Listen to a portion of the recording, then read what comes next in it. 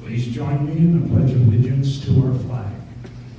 I pledge allegiance to the flag of the United States of America and to the republic for which it stands, one nation, under God, indivisible, with liberty and justice for all. John, would you do the invocation, please? John Wise. Let us pray.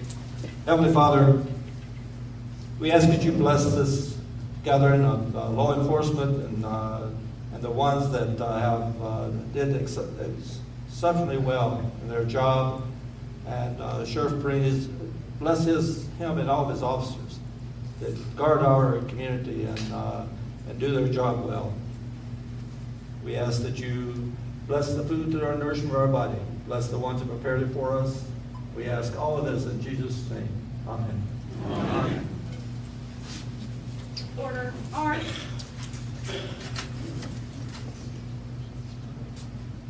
Forward, march.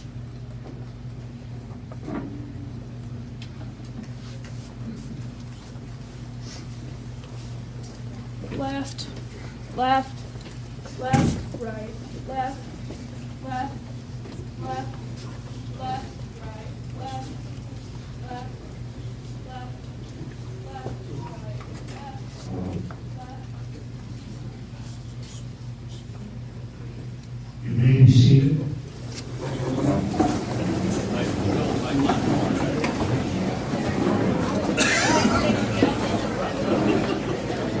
On behalf of the Elks Club, I would like to greet all of you this evening. Thank you for coming. I've been doing this thing for the last 6 years, and can't get rid of it now. But anyhow,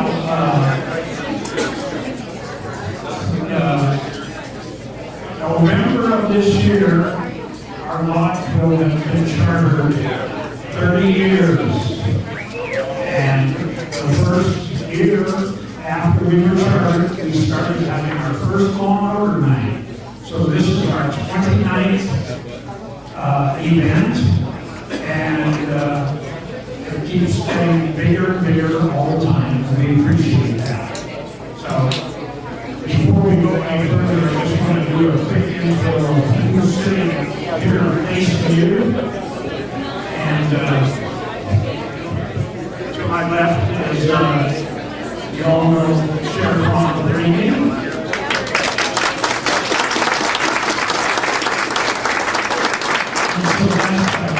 In Oregon, so she's very big. Next to Ron is our guest speaker, Karen Coyne, and I'll tell you more about her. And her husband, Danny. To my right is our exalted ruler, or president, as we're making changes to recognize Russell Wales.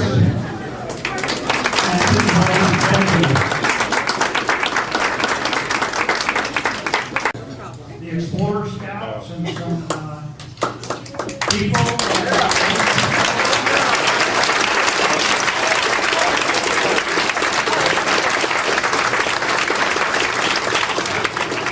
Young people in the white outfits are from Douglas High School. And the gentleman in the middle here, or toward the end, is Cliff Hauser. And he's the one that was in charge of the entire evening.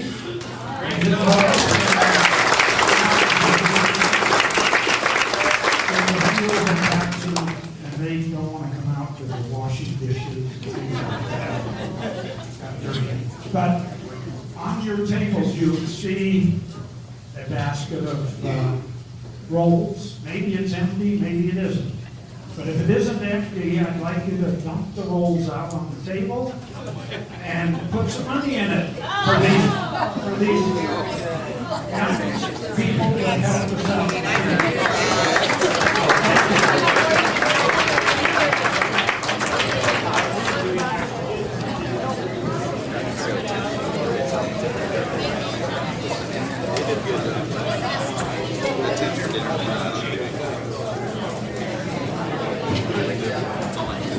We're going to have our speaker come forth now and give us a few words. And as Ron said, very few.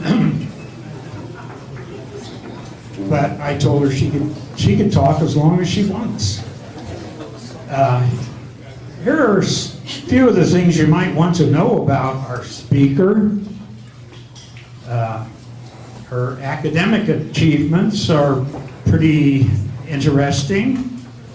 She had an associate degree in criminal justice from College of Southern Nevada, a bachelor's degree in business management from University of Phoenix, and a master's degree in public administration from University of Nevada, Las Vegas.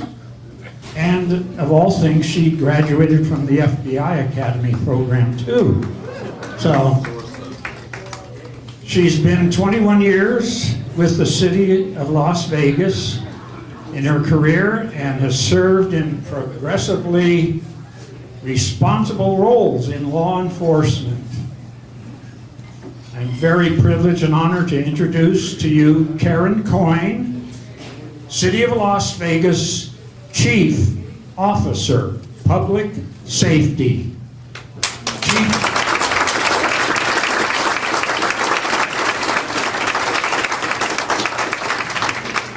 Well, thank you, Jim, for that fine introduction, and to all of you for a warm welcome. So, I'm really honored to be here tonight, and pleased that you've allowed me to share a few thoughts with you on this celebratory occasion. But I have to tell you, I am in awe of the level of participation for this event. This is astounding to me. Ron, I don't know what you're doing here to build that strong connection with your community, but whatever it is, keep it up. Because we all know, all the law enforcement leaders in this country strive to have a solid relationship with their community. And it doesn't just happen. It happens as a result of a strong foundation of trust. In this day and age, trust is a pretty fragile gift. You know, we only have so many support people who work behind the scenes to help the uniforms that are very limited out on the street to get the job done. And so we can't be everywhere at once. We rely heavily on you for your eyes, your ears, your community-wide connections, and your willingness to report. I can't tell you how many times I've heard the story of Johnny and Susie, and I just cringe when I hear it. And it goes something like this, that Johnny and Susie are at the office building across the street over here, and Susie peers out the window and sees something down in the parking lot that just doesn't look right. We call that JDLR. But she intuitively knows that something's wrong, but she can't quite place her finger on it, so she calls Johnny over and has him peer out the window, and he confirms, yep, just doesn't look right to me either, but I'm going back to work. Well, Susie's a little incensed by this because she knows that something's not right in the parking lot. So she thinks this through, goes back and talks to Johnny and says, maybe we should tell the boss. Johnny says, tell the boss? What's the boss going to do? Boss is going to tell you to get back to work, so get back to work. Well, maybe we should call security. Great idea, but we don't have security here. Well, maybe I'm going to call the sheriff's office then. What? Call the sheriff's office, Johnny says. I'm not going to bother those people. They have important business to take care of.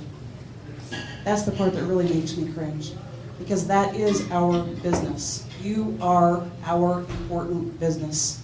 We can't be successful without you.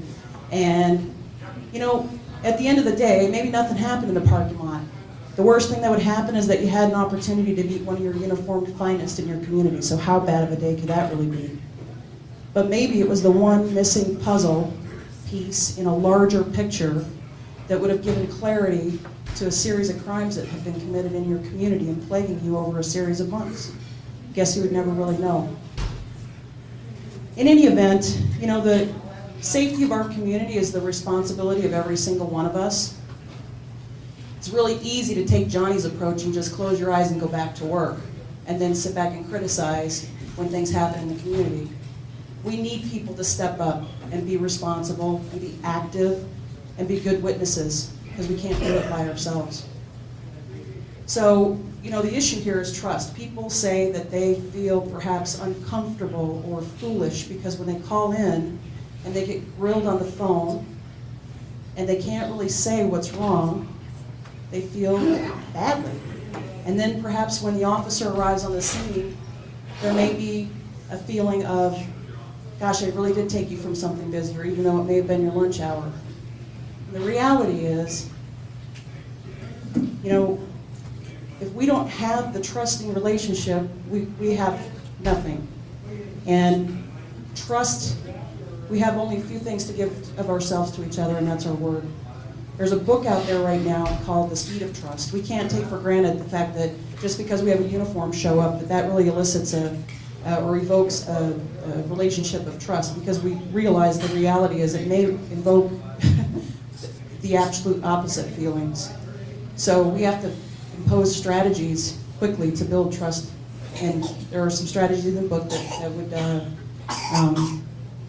help you if you're interested in reading it. But the important one is 34%, the research that presented in the book suggests that 34% of us think that we can trust other people. That means 66% of us feel like we can't trust our neighbors, our coworkers, our bosses. So as I look around the room tonight, we're seated at tables of 10. 3 out of 10 of you feel like you can actually trust people. 6 of you feel like you can't. And maybe one of you's on the fence. That's a frightening statistic. John Maxwell, who's another fairly well-known author, just put a book out, pretty simple. It's called Ethics 101. He presented some research in there that suggested that 84% of our college students today believe that the United States is in one of the worst business crises ever. I don't know that, you know, there's too much to dispute there. 77% of those students think that the CEOs who are running those companies are largely responsible and they should be held accountable. Not too hard to disagree with that either. However, 59% of that same student populace also admitted that cheating on a test. So I mean, where do you go from there? Where you go from there is deciding what your plan is. Where's your line? And do you cross it? Always? Never?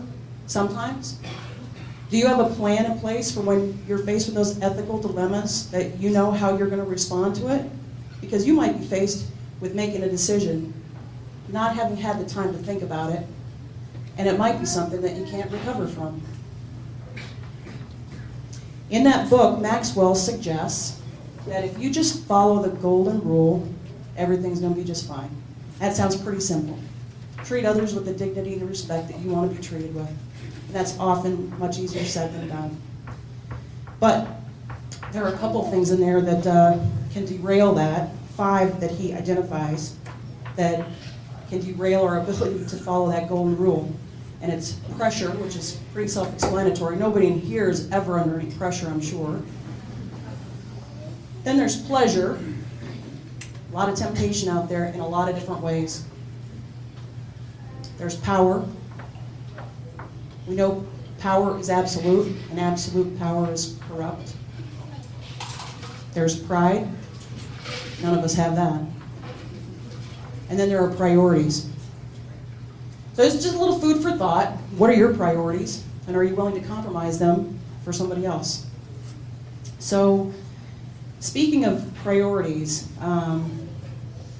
transition now to the honorees this evening. By the way, whether you're here as an honoree or somebody to celebrate an honoree, or if you're just a die-hard Elks Club member, the fact that you all took time out of your, what I'm sure is a very busy schedule, to come here tonight and celebrate the successes of some fine people in this room speaks volumes about your community, and it's pretty impressive, I will tell you. So as I was looking at the list, I see that there are about 7 different agencies here and a variety of people in different positions who are going to be honored tonight, to include a volunteer workforce. And it reminds me of an experience I had back in 2002 when I did go to the FBI National Academy, which is a continuing education program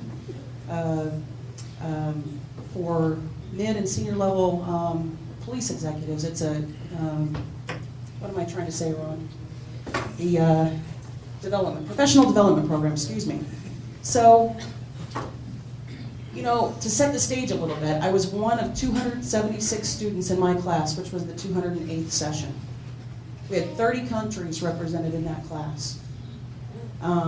Everybody has different goals when they go back to the NA. Some say never again.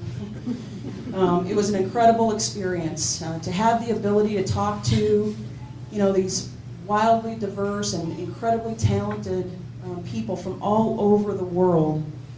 Was incredible. At the time I was studying for my bachelor's degree, and to have access to the library at that facility was awesome as well. And then there were people, there was this one in particular, commander from the NYPD in the homicide division. And I think his goal really was just to get away from the elbow-deep blood and guts he was been subjected to every single day. But one guy sticks out in my mind. He was from Nigeria. And his goal, aside from anything he was learning academically or networking with his fellow students, his main goal was to obtain 5 pairs of shoes to take them home to his children, who up to that point had never owned a pair of shoes. So to say that that experience was humbling would be a serious understatement. What I learned, which was so validating, was that although the issues that we all had, the details of our issues were obviously different, the issues at large that we would discuss every single day, every day for 10 solid weeks back in Quantico were largely the same.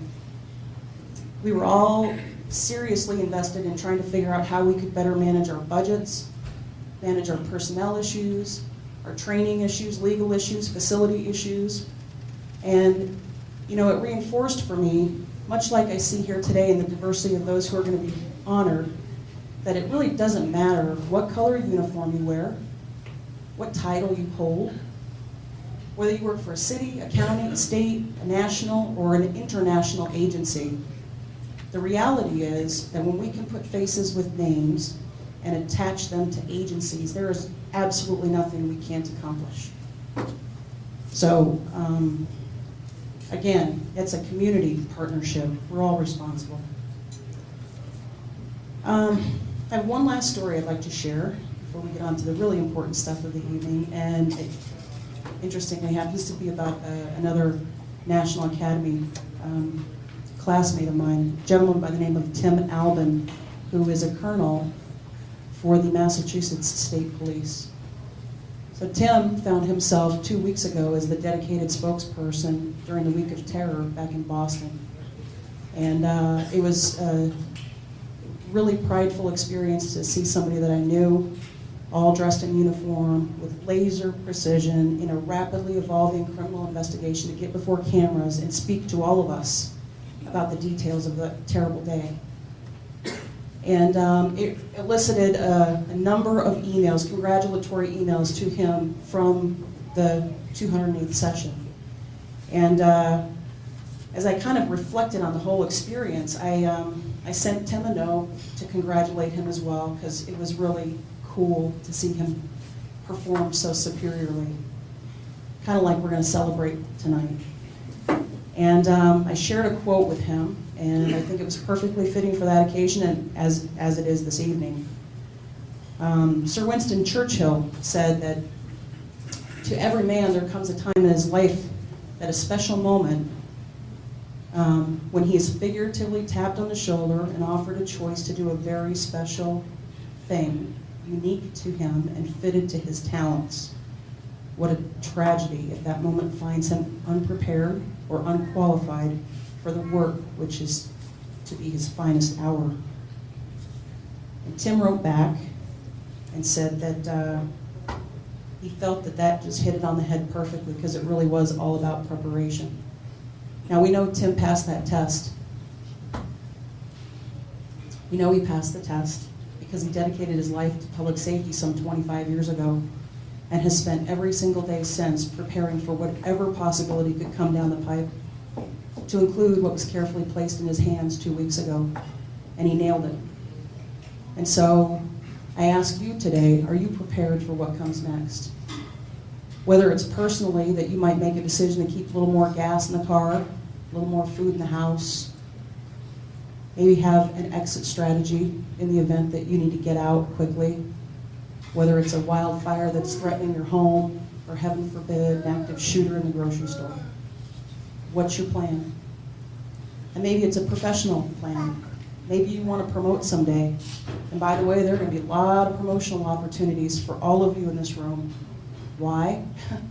Because 10,000 baby boomers are retiring every single day.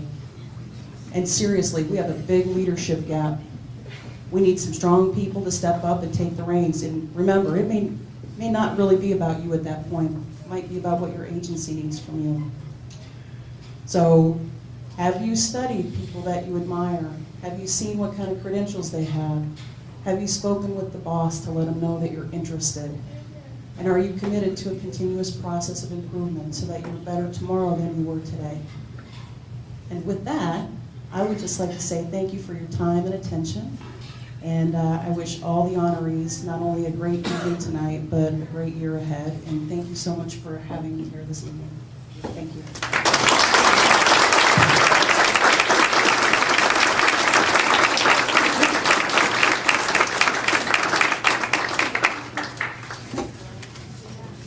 Thank you very much, Karen. That was, oh, you made it. Well, we're going to get to the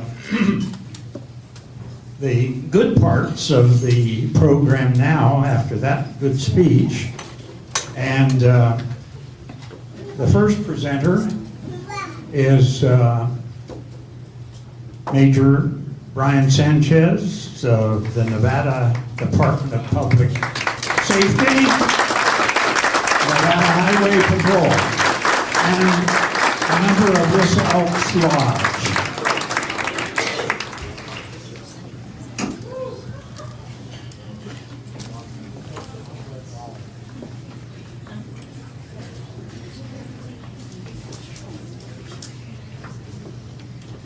One real important thing Jim said was I'm a member of this Elks Lodge. These guys know it. These guys know it. I'm going to be auctioning off Joe Duffy here a little bit later to the members of this lodge. And if I can at least raise $15 in his name, I'll kick in the rest to get him to join. With that said, hey, thanks for the opportunity to be here, not only as a member of law enforcement, but also a member of this lodge. This is a wonderful opportunity for all of us to take and sit and look at what we all give to these communities. And the people that we're going to be talking about this evening all share a part of everything we do every day. And they all give of their hearts, their spirits, and their souls. And I'd like to thank them all, because no matter what, these people will serve, and they serve for you. And thank you. That goes for the lodge, too. Thanks, Joe. Thanks, Jan. I'd like to bring up Ron Larson.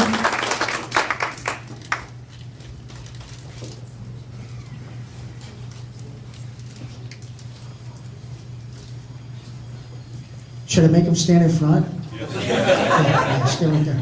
You're good. Good looking ham. Anyways, this is kind of special for us in the DPS. And on behalf of the DPS Director, Chris Perry, Colonel Troy Abney, we'd like to take this opportunity to recognize one of our finest.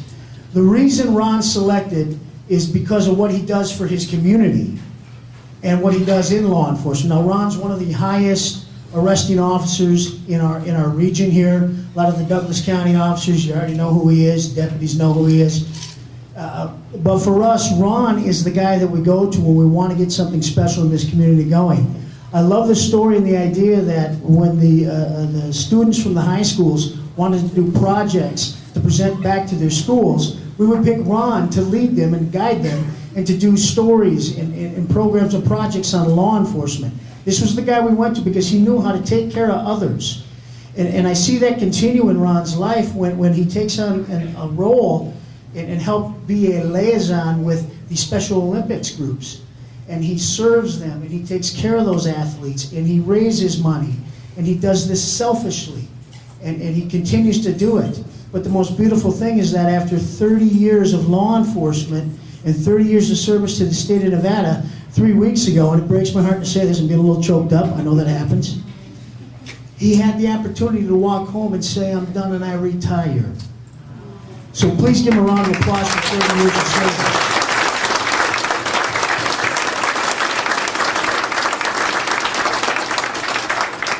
And on behalf of our lodge, Ron, I would like to give you Ron Larson, the Department of Public Safety Officer of the Year 2013 award. Thank you, Ron.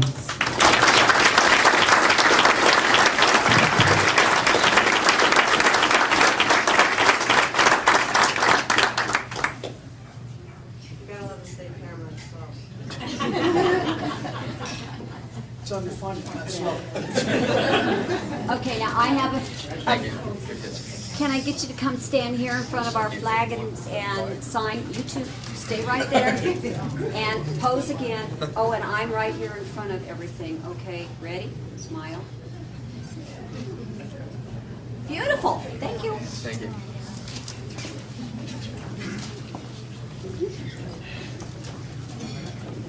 The next presentation will be by Deputy Director McDaniel of the Nevada Department of Correction. There you are.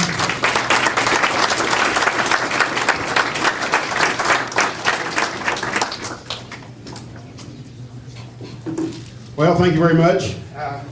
It's a pleasure to be here. I've not had the opportunity to go to this event before, and I'm really excited about what a large group and what great participation you have.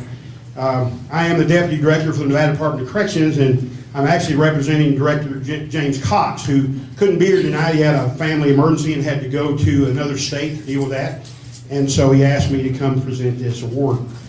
We'd like to ask Lieutenant Travis Roberts to come up, please.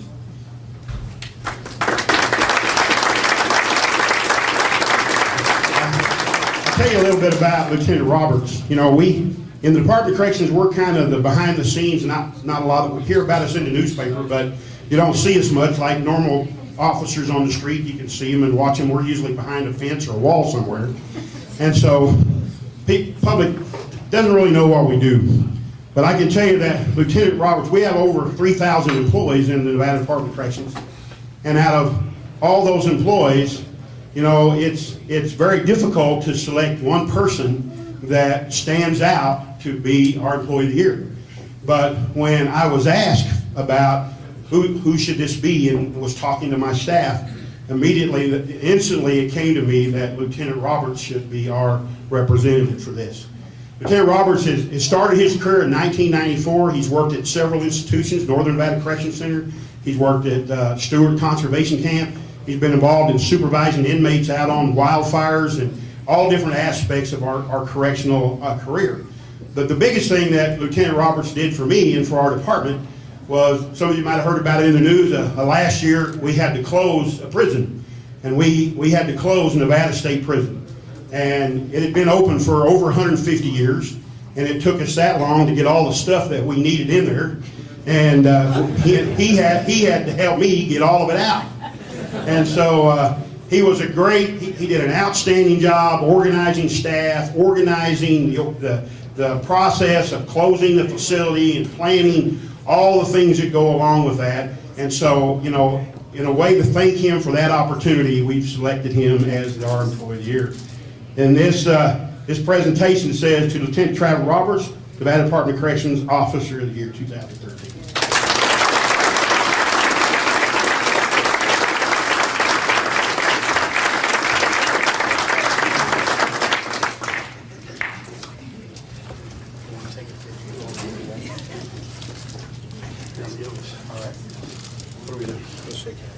Right there.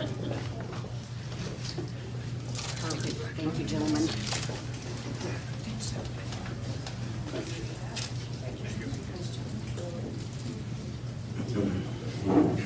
Next is Ron Sagan, Manager, Public Safety Dispatch. Where are you, Ron? A long walk.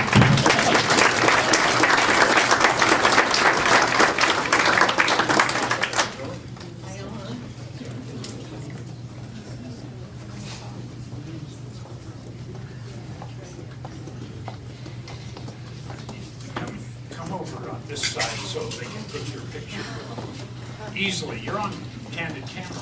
See, this is being filmed.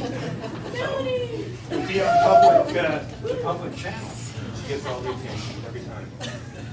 Thank you, Sheriff Rainey, and thank you, the Elks. Really appreciate it. You know what I want to do is, we're doing a group presentation. Closer.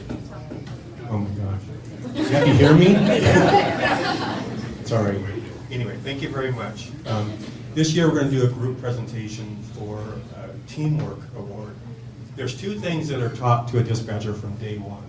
That is, officer safety is number one, and the second is teamwork. That's tested every single day, every shift. There's a particular incident, and it happens all the time, but there's one incident that stands out more than any last year and actually up to date this year, is the bank robbery in January. The team that was on duty did an exceptional job taking the call, keeping the officers updated, and it was a successful outcome. That was the best example we have of that trait being tested with these dispatchers.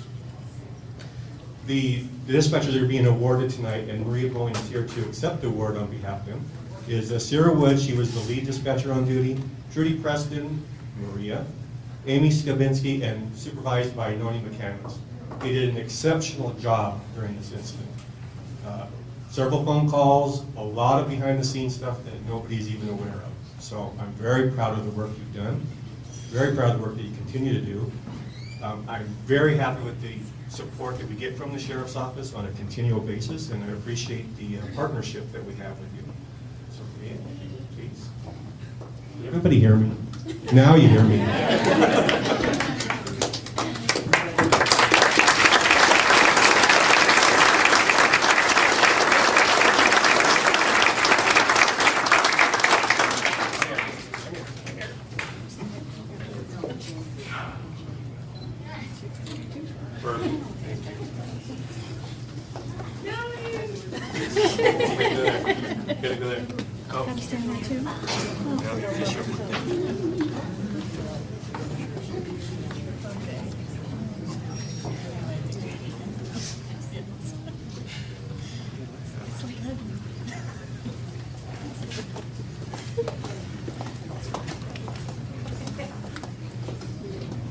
Next, we have Vicki Lamb, Chief Deputy Probation Officer. Vicki.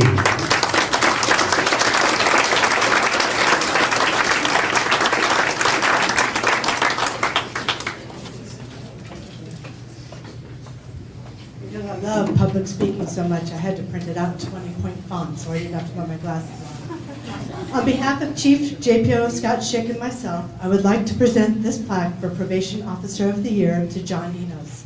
John, could you please come on up?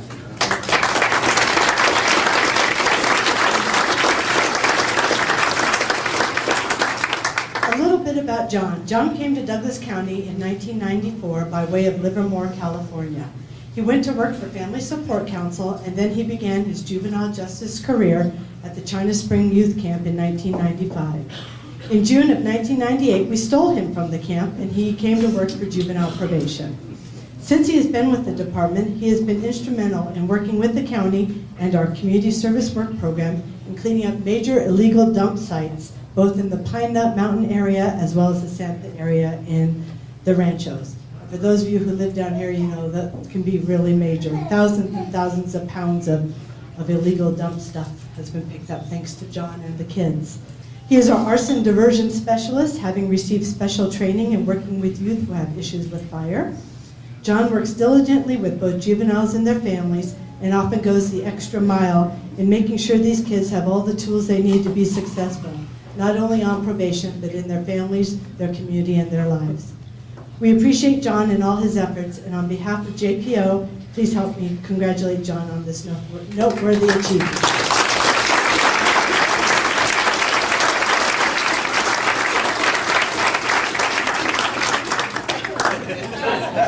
Thank you. Thank you.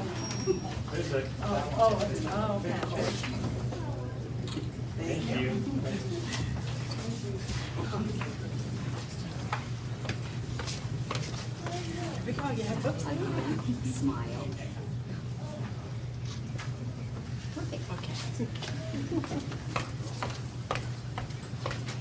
The next lady has given a lot of presentations over the last few years. Wendy Garrison, who is manager of the youth facilities.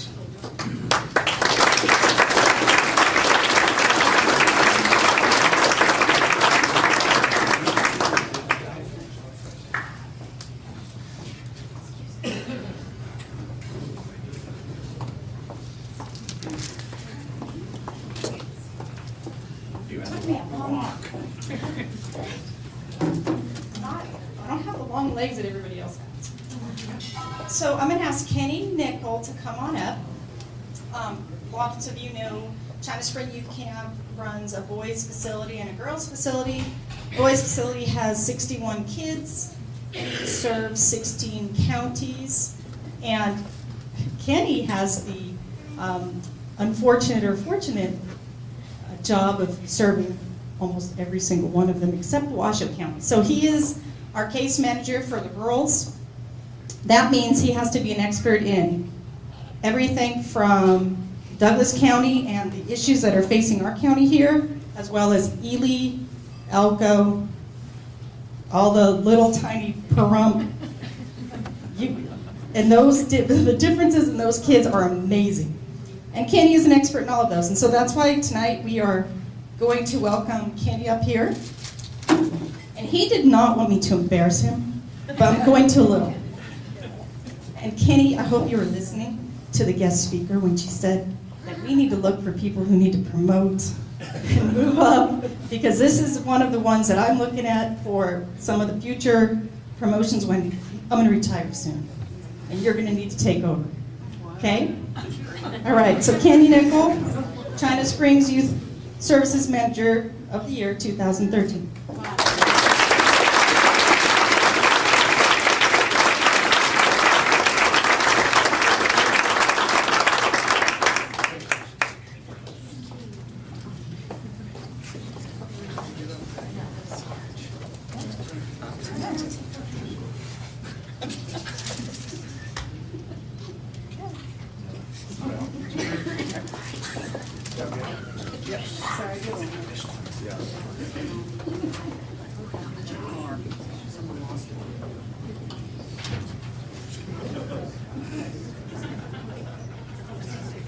Doug Albertson, Juvenile Detention Supervisor.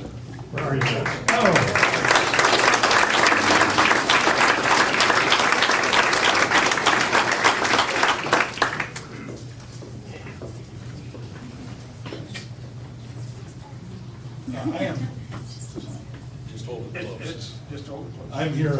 behalf of Scott Schick and also because of Scott Schick, juvenile probation.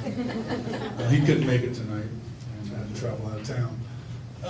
I've been with Douglas County in juvenile probation and juvenile detention for the last 15 years. It's been a facility open since 1997, and we've served literally thousands of children and to very concerned parents, sometimes not so concerned parents. And I just think it's noteworthy that we take a great responsibility in making sure that we provide a good care and service to the children belonging to others. We take that very seriously. I want to take a moment, and because I've been here before, and take a moment to recognize the Elks Lodge and all they do for the people, and recognizing some of the finest people I've ever known and had the privilege to work with. And year in, year out, you guys are able to provide this recognition, and I just think it's worthy of our appreciation. And I want to thank you for that.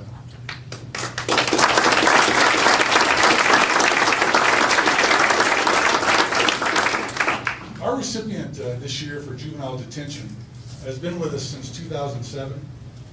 She came to us as an on-call employee. She was working full-time at Winco in Reno. She is a devoted wife to her husband Jake. She's a devoted mother to her 2 children, Jacob and Luke. She is a very, very busy young lady.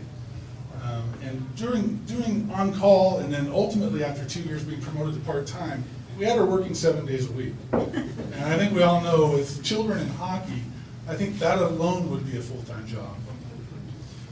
She has had the opportunity to promote within our little organization at juvenile detention. And we have early on recognized her ability and her talents, and again was provided an opportunity to promote as a full-time employee about a year ago. So she only had to hold down 1 full-time job at that point, and was able to still work on call in Carson City, which is pretty amazing. And I hope that at this point she's able to settle down a little bit and be that good mom I know she can be. And that's my hope for her. And, that you are. I know that your husband's been carrying the majority of the weight because I know where you've been. It's either been in our facility or in Carson City. She works hard, you guys. And no one deserves this award more than her. She has earned it through merit and her obvious talents, and she's greatly appreciated in our facility. And I want to introduce all of you to our Employee of the Year at Juvenile Detention, Chrissy Pratt.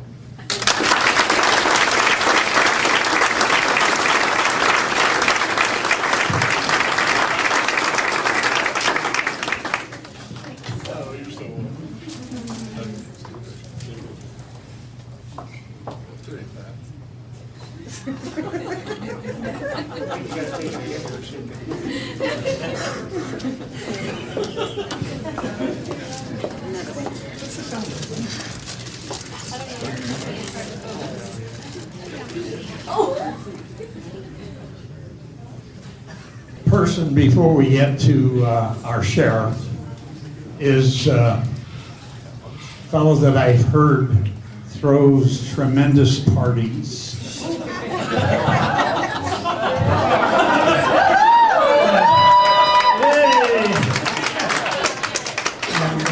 I heard that from a good authority, my son, who happens to be a deputy. But this is Paul Gilbert, our beloved constable for Douglas County.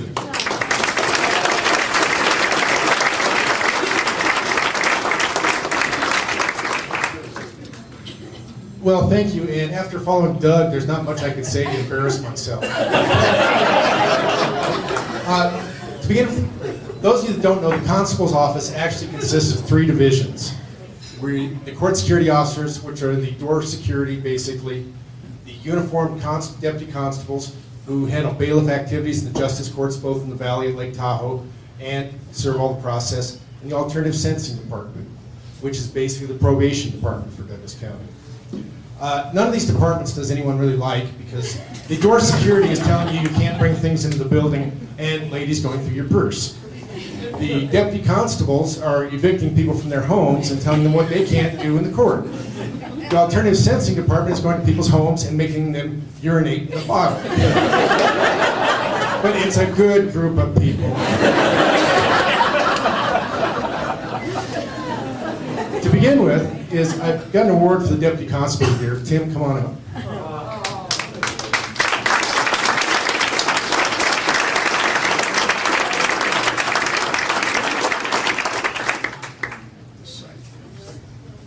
Tim Johnson was raised here in the Valley, went through school, then he decided to go to school in Las Vegas. He didn't get much of an education there, but he did get a degree. Then he joined the Nevada Highway Patrol.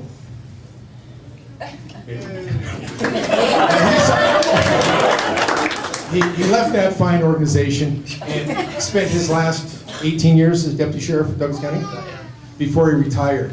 Once Tim retired, he decided he didn't really want to stay retired for long and came to work for the constable's office. Tim, even though we've got all very senior officers in the constable's office with a lot of experience, you can either choose in the constable's office to do the job, which a lot of the guys do a fine job, or you can be one of the officers that steps up and does that extra. I'm fortunate to have Tim and Deputy Guthrie, who you met earlier a couple minutes ago. These gentlemen step up. They go the extra mile. There's a lot of computer work that needs to be done that they're willing to step in and do it. When both these gentlemen are there, I feel free that if I can't make it in the day, it'll work. Otherwise, I'm getting a half dozen phone calls at home from the judges, other people that aren't happy, where with Tim and Bill, I can be comfortable. They do a great service to the people of Douglas County. They step up, they do what needs to be done, and they never complain. Unlike when they were at the sheriff's office or at Highway Patrol. They're happy in the constable's office. But anyway, Tim is our Deputy Constable of the Year, and I'd like to congratulate him and tell him how proud I am and how much I appreciate the work he does.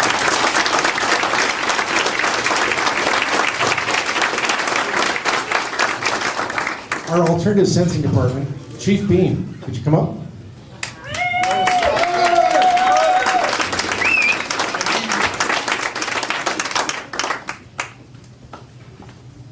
Mike Beam started his career with Santa Cruz, then came up to Douglas County as deputy sheriff before he transferred to the district attorney's office as an investigator for the district attorney's office, and then he went out to China Springs where his title was program coordinator? Manager, of course. And then he came to the alternative sensing department. Several years ago, the alternative sensing department actually came into the constable's office. And I'm very fortunate to have Chief Bean in that position because it requires me to do very little supervision because Mike runs with it. He works all hours of the night. He takes phone calls anytime of day or night, and he appreciates the job. He does an excellent job. I get excellent reviews from the judges on the work he performs, and I'm really happy to have him there. And the only time I have to deal with him is when I get the emails because he will have his 30 years in this year where one of the judges has said something to him and I get an email in the evening saying, we need to meet tomorrow because I'm retiring at the end of the week. And when Mike first came to work in Douglas County, I had the opportunity the first couple months he was here Bernie Curtis asked me to ride along with him because he wasn't quite familiar with the area. And I did ride along with him, and at the end of it, Bernie Curtis says, well, how'd he do? And I said, I don't give him 5 months. But he has turned the alternative sensing office around, and we've got some of the different folks from alternative sensing. Wave your hands. They've got all the alcohol in front of them. But he has turned the department around. He didn't start the department, but he's turned it very professional. Everything that department does now, between grants, different objects that he's tried to get passed, he does it in a professional manner. He does it with a smile on his face, most of the time. Chief Bean?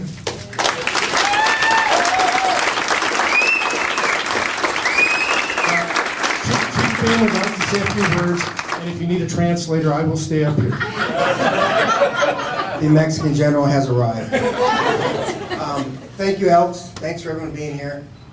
Our office is small, and we have an overwhelming task. We serve all 4 courts, justice court, district court, and the specialty court, UI division.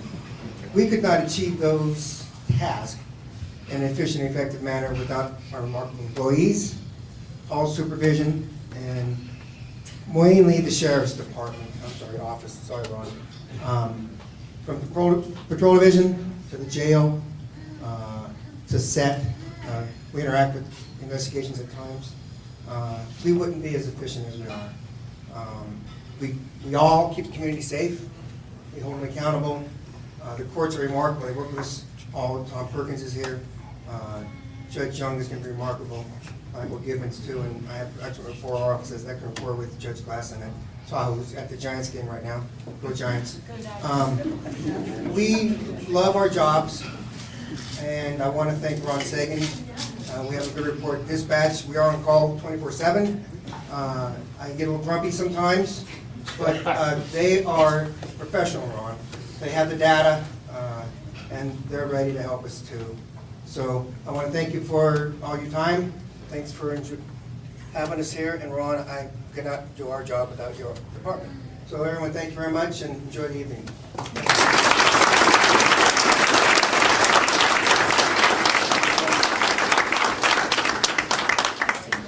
No. I'm on the watch list.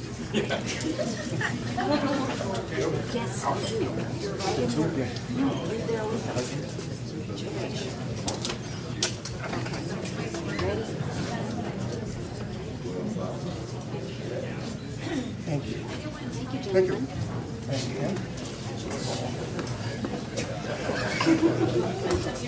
Karen, you were right. We have a pretty good group in this valley. Some of us are a little off kilter maybe, but not you, Paul.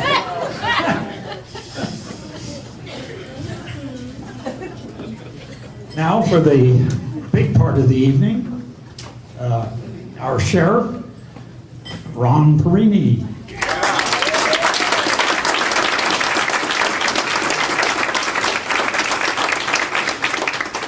Well, I too want to thank the Elks Club. 29 years, long time. I made every one of those 29. And you know what? It's made a big difference, I think, for our employees, because being recognized and for volunteers, all the different things that it makes our department what it is so important. And this gives us the opportunity during Law Enforcement Week.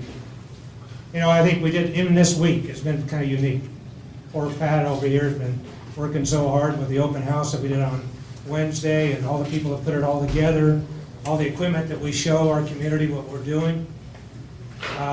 Gosh, you know what? People really like that, and over 700-800 people showed up for that. It's because I think they really trust us, and it's so important to do that. And then Thursday was a memorial run. Actually, we started on Wednesday through here, and Thursday we had the memorial event in Carson City, which was very unique. It was very good to hear, though, that even though 3 names were put on the plaque where people have passed away in law enforcement from Nevada, none of them were this year. Those are events that happened a long time ago where people got injured, and they finally got the archives to find out. But 120 officers were killed in the United States this year. Last year was about 163. The sad part of it is 1,900 names are now on that wall in Washington, D.C. It's a very scary time. And we're very, very blessed that we haven't had that kind of experience here for a long time. We do a lot for this community because you folks are the ones that make it happen. We have our administration that works really hard in trying to give you the tools to do the job. But it's those ones that are out there in the trenches every day that are making the difference, and we appreciate that. Maybe we don't tell you as much as we should. Maybe we don't pat your back as many times as we should. But it's not because our heart doesn't believe that you're really the best. And when I go to the Sheriff's and Chiefs meetings and I talk about our department and what we're doing, I can tell you, and I'm not just saying this, Douglas County Sheriff's Office is one of the best in the state of Nevada, if not the best. It's all because of you.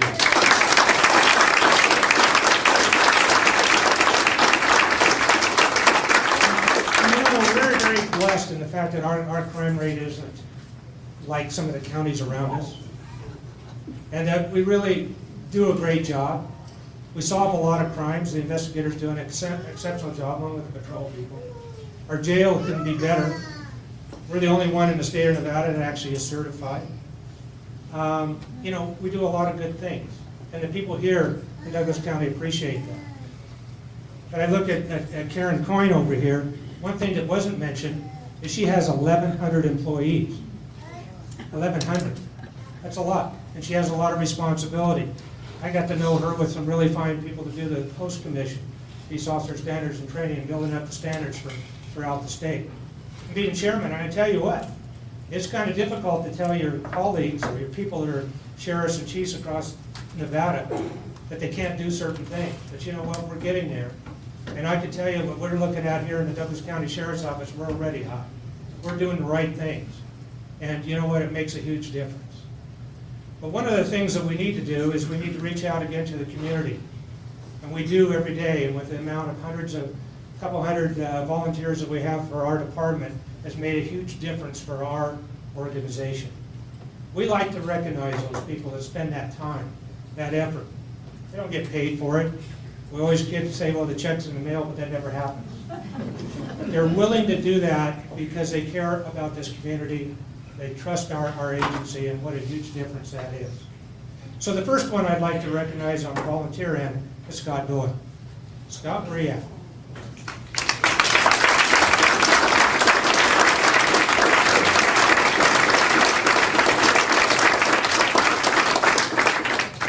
Most of you know who Scott is. He was a district attorney for, if I recall right, 12 years, right? Or was it more than that? More than that, for too long. 16 then, okay. When Scott retired, well, I guess it's been what? Come on up, Scott. Probably pretty close to, what, 8, 9 years ago. He decided to join the Douglas County Sheriff's Advisory Council. And I think most of us don't know what that is. That's a group of individuals that came together and says, what can we do to help finance the Douglas County Sheriff's Office by buying equipment, technology, training, education? What can we all do? Well, Scott's part of that group, and we have probably almost 10 board members that have raised over $600,000 for our agency. And it's people like Scott, and I see Bill Henderson back there, and you know what, it makes a huge difference.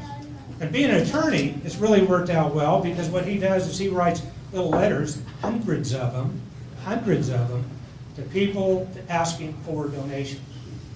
And he spends that all on your time. I know it's difficult, but you're a good writer. Being an attorney, that's a good thing. So I just wanted to thank you and recognize you for being on the Douglas County Sheriff's Advisory Council, your hard work, the amount of money that you have raised for our agency, and I want to thank you for that.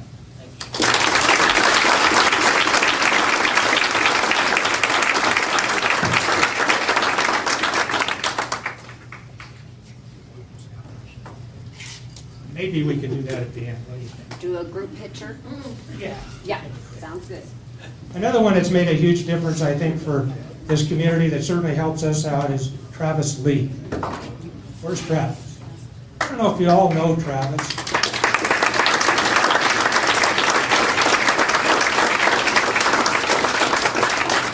Travis Lee is a very unique individual. He is the manager of the senior center here in Carson Valley.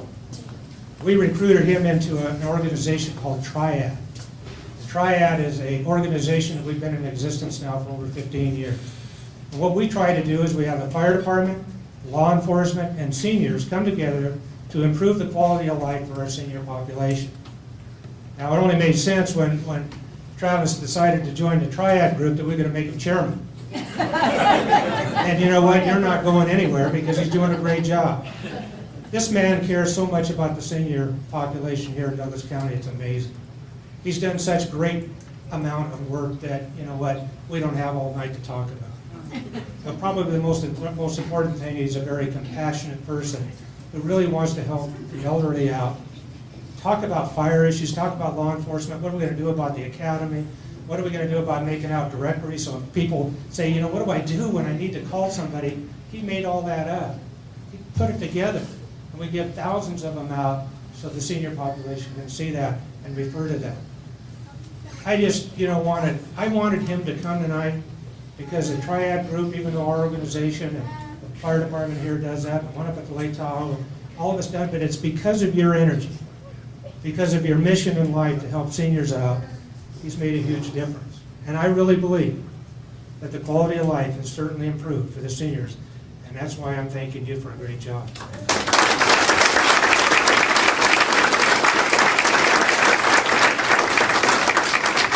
What we decided to do with Mary Ellen and actually the driving edge, what we did is we started a group called Abbott. And what that is to develop our own RSVP, if you will, for volunteers in Douglas County to help agencies like ours. And it's been so successful. There's some 23, if I recall right, 26, 27. 27 different agencies that have volunteers that give up their time to help out different things. And I can tell you it made a huge difference on that. She also is the secretary, because I get your notes all the time. She helps out with grant monies. She organizes once a month to try to help every volunteer. We recognize in September, all those volunteers did an outstanding job. And Mary Ellen, I'll tell you what, we wouldn't have that group. We wouldn't have the amount of volunteers that we have throughout Douglas County if it wasn't for you. And I appreciate that very much. Don't say no, because I know. And I really appreciate it so much.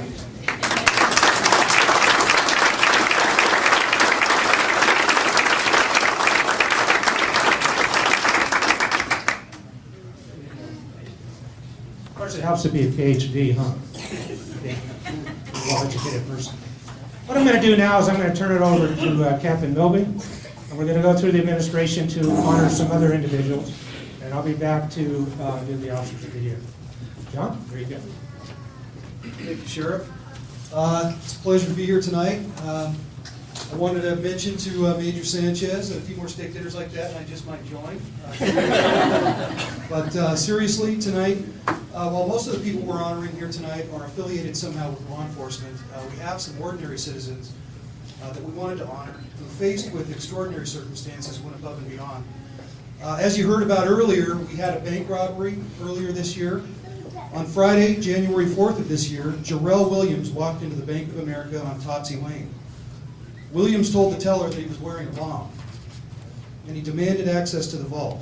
Williams would have escaped with over $100,000 cash, if not for the quick thinking of Mark Holder and Heather Patterson Lewis. Mark, I know you're here. If you'd please come up. Heather, are you here? Come on up, Heather. Mark.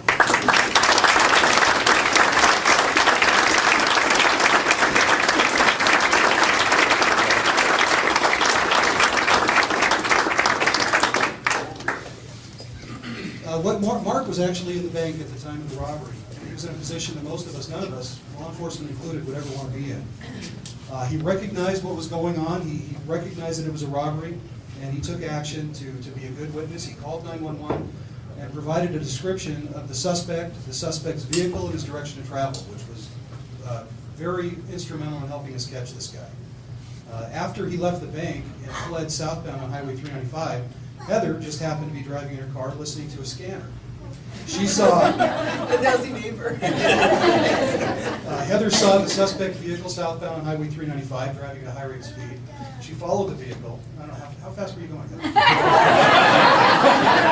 think it's on me that we were backing out of 80.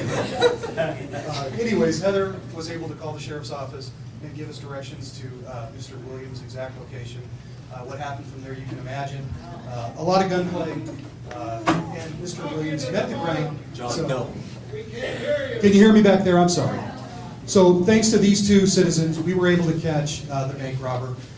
We got all the money back. He's in custody, and he's not going anywhere for a long time. So thank you very much for your service to me.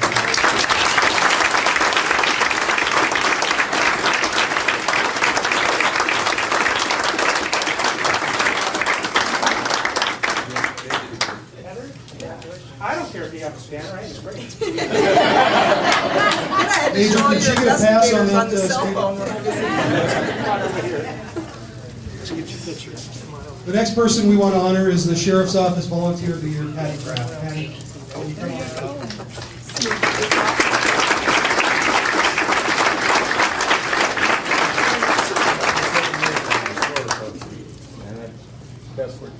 Patty is currently assigned to the Investigation Division and works with our evidence technician. Patty is an extremely reliable person, volunteers an average of 12 hours per week for a total of over 600 hours in her first year of service. Patty came to us from the Oakdale Police Department. and was assigned to work with our evidence tech, John Barton. I know John has told me many times he doesn't know what he would do without her, and we all agree. She does an outstanding job for us. Patty always has a positive attitude and has quickly become a critical asset to our agency. On behalf of the men and women of the Douglas County Sheriff's Office, I want to thank Patty for her selfless service to our agency and our community. Thank you.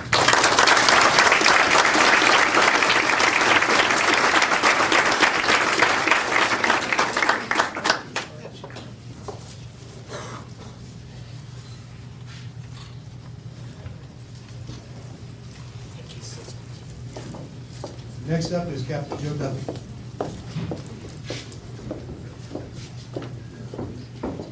Thanks, John. It's been also a pleasure to be here. I'm going to be giving 2 awards. The first one is the Explorer of the Year, Chelsea Osborne. Can you come up, please?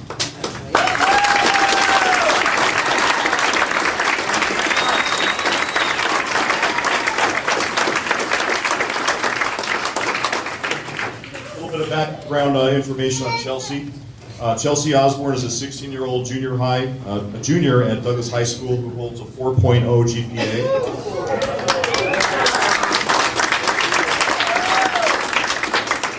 She has very strong morals and family values and is very involved with the Methodist Church. She's been with the Explorer Post since 2011, became a training officer, and is currently a sergeant with the post. She has never missed a meeting in 2 years.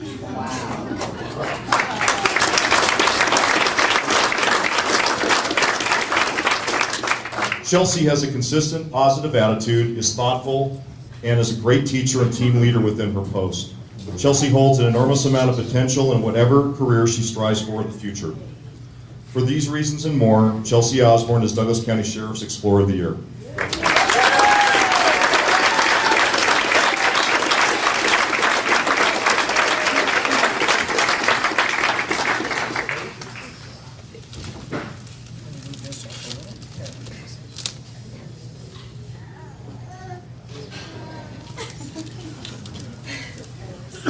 All right, next we're going to be honoring the Citizen Patrol Volunteer of the Year, and that's Claudia Lowe. Claudia, you want to come up?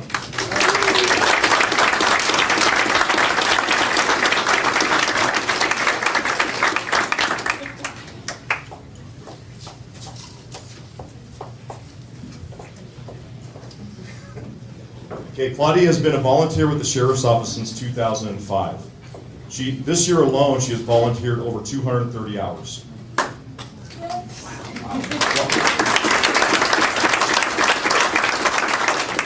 Claudia is one of our more experienced volunteers and helps our department with a variety of tasks. Some of these jobs Claudia does are child identification and fingerprinting, writing non-criminal reports, training our new volunteers, VIN inspections, vacation checks, and handicap parking enforcement. She also assists the jail division with scheduling inmate visits and helps around the office when we are in need of clerical assistance. Whenever we are in need of any type of help in the community or office, we know that we can always count on Claudia to donate her time and talents.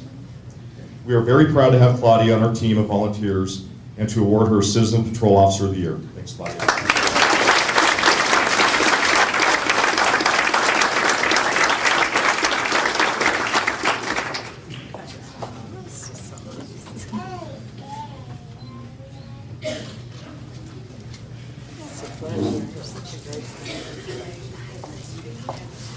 I'd like to introduce Captain Dan Britton, our administrative captain.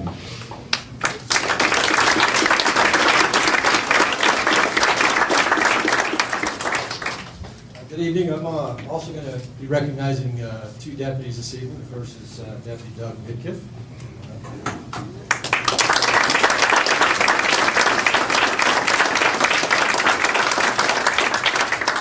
Deputy Midkiff is one of the negotiators on our crisis negotiation team.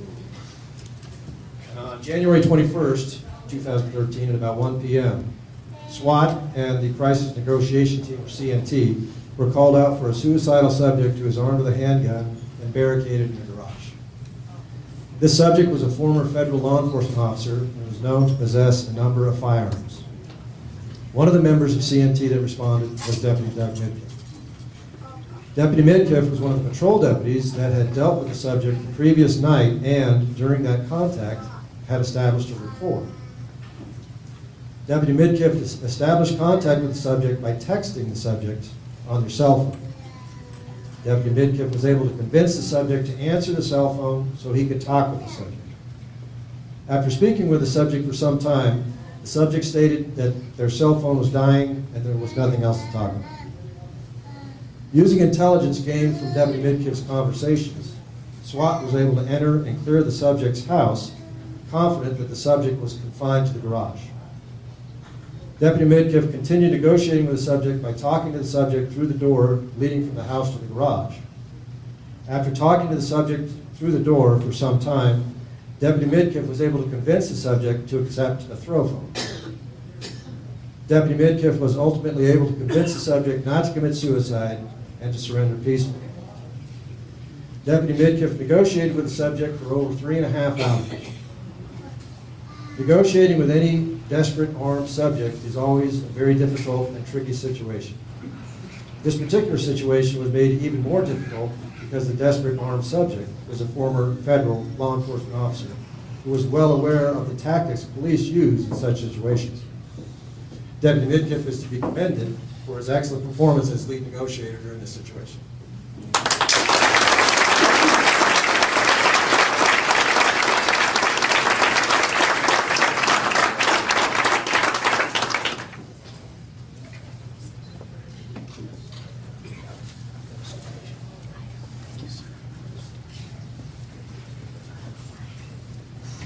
The next person I'm going to recognize is one of our reserve deputy sheriffs, Brian Parks. You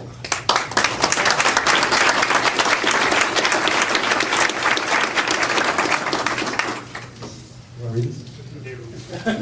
Deputy Parks became a reserve deputy with the Douglas County Sheriff's Office in May of 1988. He attended the DCSO Reserve Basic Academy during the summer of 1988 and attended the State of Nevada Peace Officers Standard Training Academy during the spring of 1989. This month marks Brian's 25th year as a reserve deputy with Douglas County Sheriff's Office.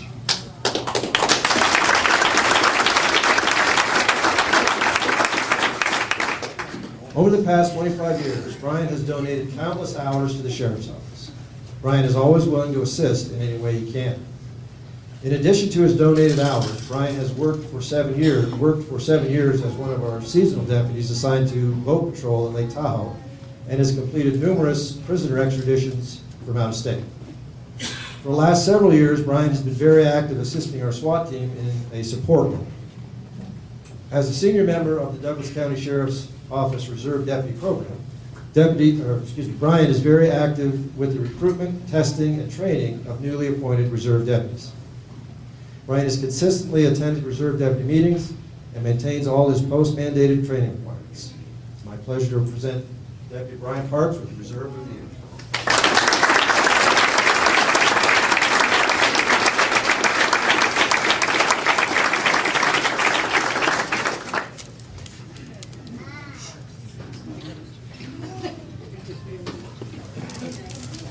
And now I'd like to introduce to you Under Sheriff Paul Howe.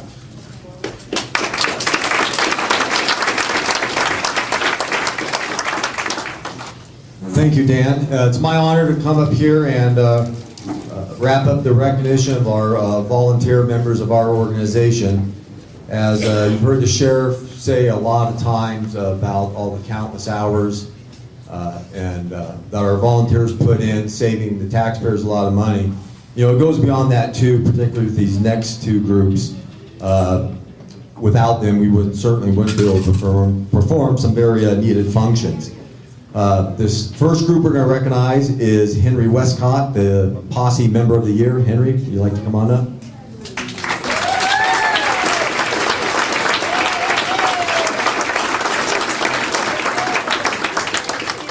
I've had a pleasure of working with the Posse quite a bit. They do a lot of things for the agency, a lot of ceremonial functions, a lot of assisting in searches, security at events in Genoa and so forth. And last fire season, I'm sure we're going to have another long one, they do the large animal evacuation, which really helps us out because when people get separated from their animals, it creates quite a security concern trying to keep them out of the area. And this group is really good about coming in and getting people's animals out for them. A little bit about Henry. He's been a member of our posse since April 2003. Despite living in Sparks, this gentleman rarely misses a meeting or an activity and can always be counted upon to join any work detail to assist the posse. When Henry joined our agency, he was working in the private security business. Prior to that, he had a very distinguished military record serving the United States Army as a helicopter pilot in both the Korean and Vietnam conflicts.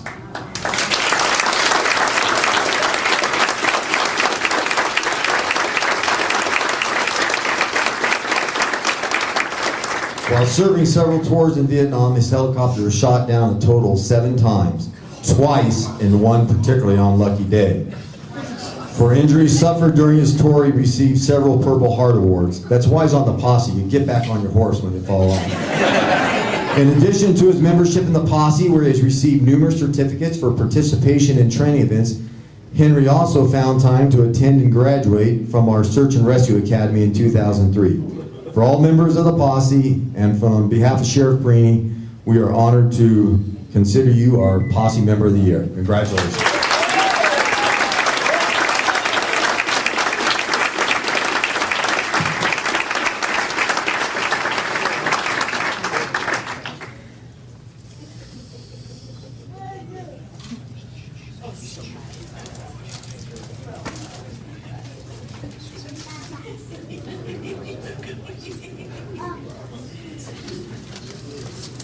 Quite an individual, quite a story. The next group that I have the pleasure of honoring is our Search and Rescue, and their Search and Rescue Member of the Year is Marilyn Noble. Marilyn, will you please join me up here?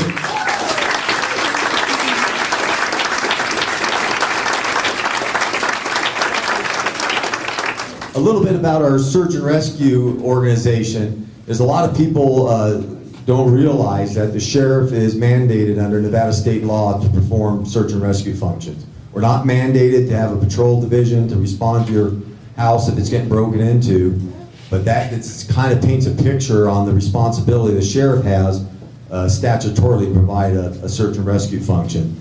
And you can give us a blank check and all the money in the world. We simply don't have the manpower resources to put full-time deputies through the constant training and certification for the various specialties involved with search and rescue.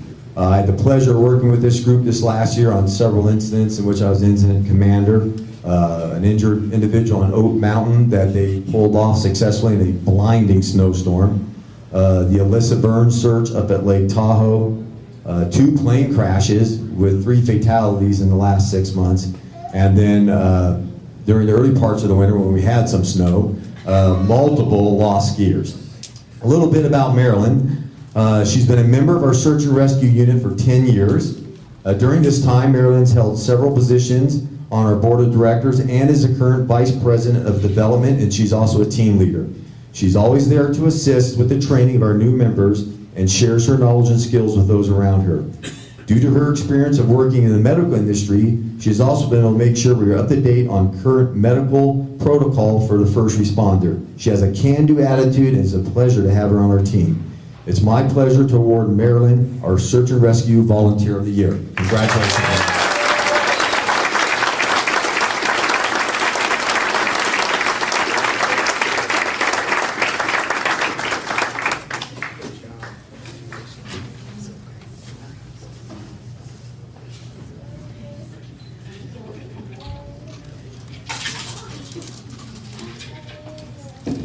Thank you. I'd like to ask Sheriff Perini back to the podium for our last 2 awards of the evening.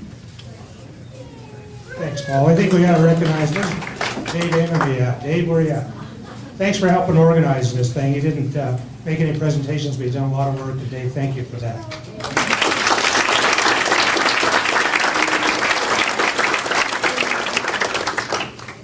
Todd, could you come up here, please? You know, one of the things that we want to do as Officer of the Year, we have 2 of them this year.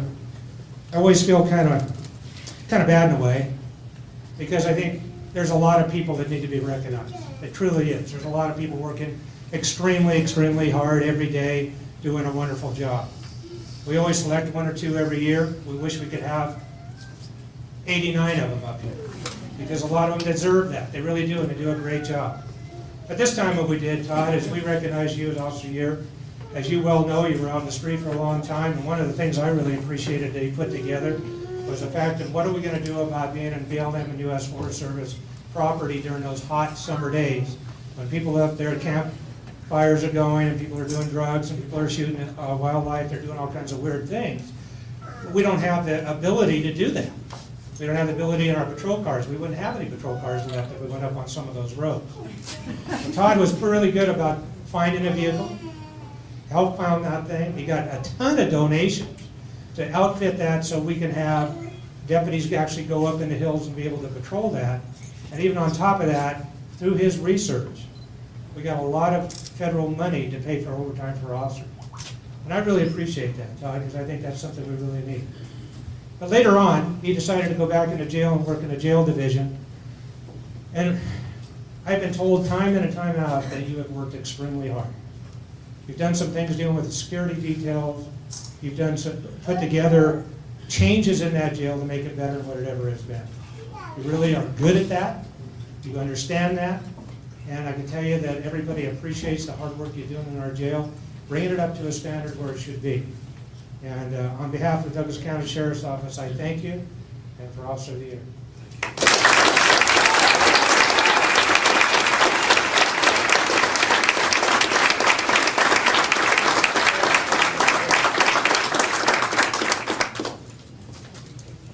Now I'd like to announce the second Officer of the Year, and that's John Meyer. Come on up, John.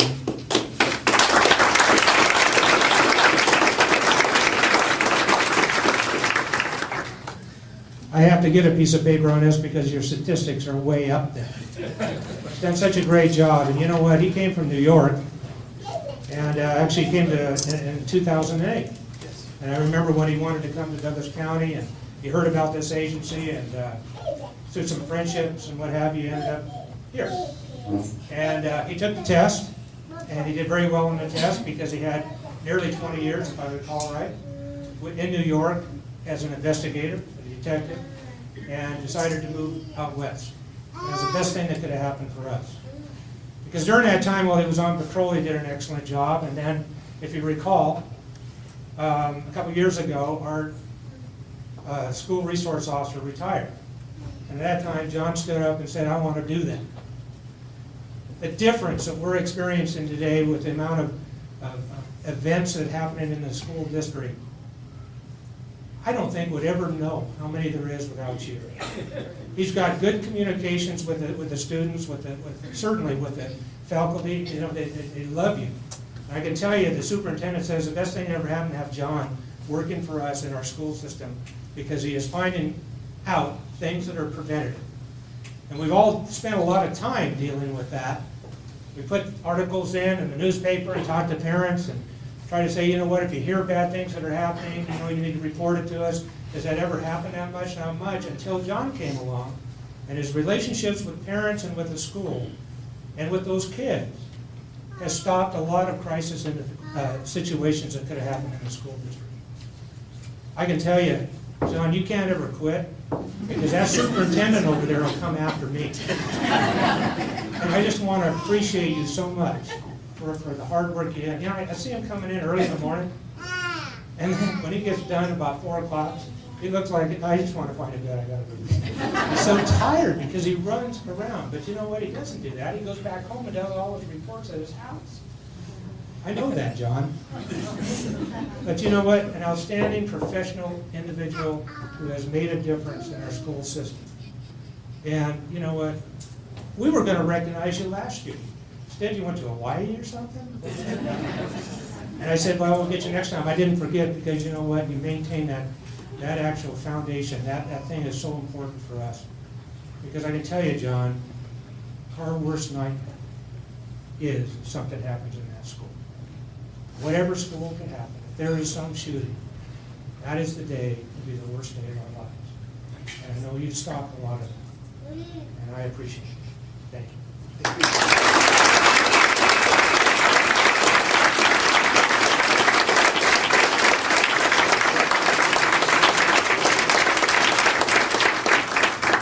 I appreciate everybody coming, as I mentioned to you before, and I think the relationships that we have with the Corrections Department, with the state, with the Highway Patrol, Alternative Sentencing, the Constable, China Springs, JPO, all make us a huge partnership to make Douglas County what it is. And we will continue doing that, because we trust you guys. We trust each one of you. And you know what? I want you to trust us, and I know you do. We will make this the best community ever by working together, and we're already there, and we will continue with that. On behalf of the Sheriff's Office, I thank everybody for being here. Again, I want to thank the Elks Club. You guys are outstanding. But God bless you folks that are helping us out, the employees, the volunteers, outstanding jobs, and I can't thank you enough. Thank